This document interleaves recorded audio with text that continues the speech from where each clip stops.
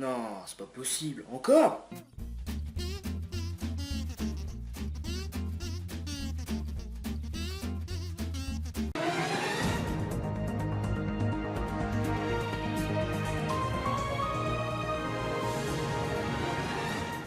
Bonsoir et bienvenue à tous, je suis très heureux de vous retrouver.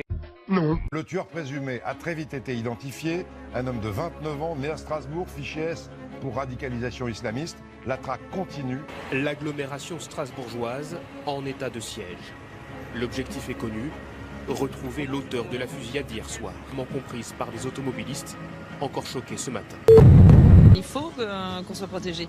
Alors ça occasionne beaucoup de dérangements, mais bon, ça semble tellement irréel et tellement triste. Mais vivement qu'on le retrouve. Je souhaite pas sa mort, mais qu'on le retrouve vite. On est tous sous l'émotion.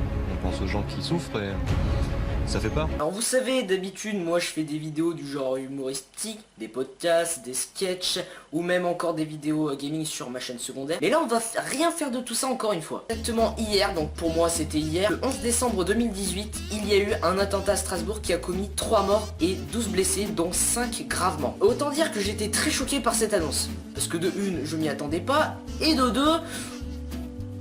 je m'y attendais pas. C'est pas tous les jours que tu as des attentats en France, sachant qu'il y en a eu ces dernières années. En allant au lycée ce matin, j'ai bien évidemment parlé de ça à mes potes. Autant dire que par rapport aux derniers attentats, on va dire que mes potes n'ont pas eu la réaction que j'imaginais en apprenant ça. Poto, t'as vu, il y a eu un attentat hier soir à Strasbourg.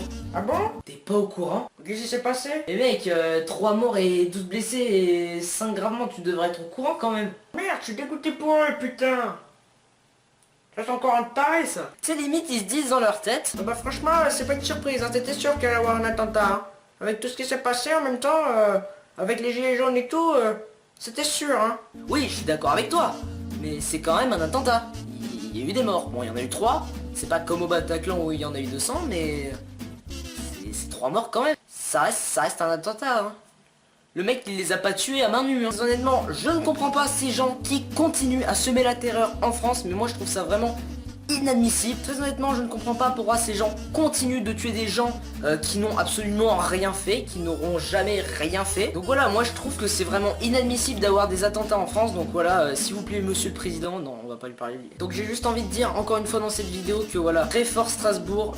Je rends hommage à tous les blessés qu'il y a eu à Strasbourg et surtout aux 3 morts. Surtout c'est très important pour leur famille parce que ça doit pas être facile à digérer cette grosse annonce. C'est une annonce choc. Maintenant ce qui est sûr c'est qu'ils ont arrêté ou tué je sais plus. Mais ferme ta gueule. Maintenant ce qui est super encore une fois, même s'il y a plein de vidéos qui sont sorties par rapport aux hommages à des attentats comme au Bataclan ou comme à Nice ou ailleurs. Bon c'est la fin, il n'y aura plus jamais d'attentats, mais il faut garder espoir qu'il n'y en aura plus jamais. J'espère que ça va arriver. En tout cas nous on se retrouve très bientôt pour une prochaine vidéo et soyez au courant, il y en a plein d'autres qui vont arriver. Sur ce je vous laisse, c'était Anthony Podcast, à la prochaine, ciao.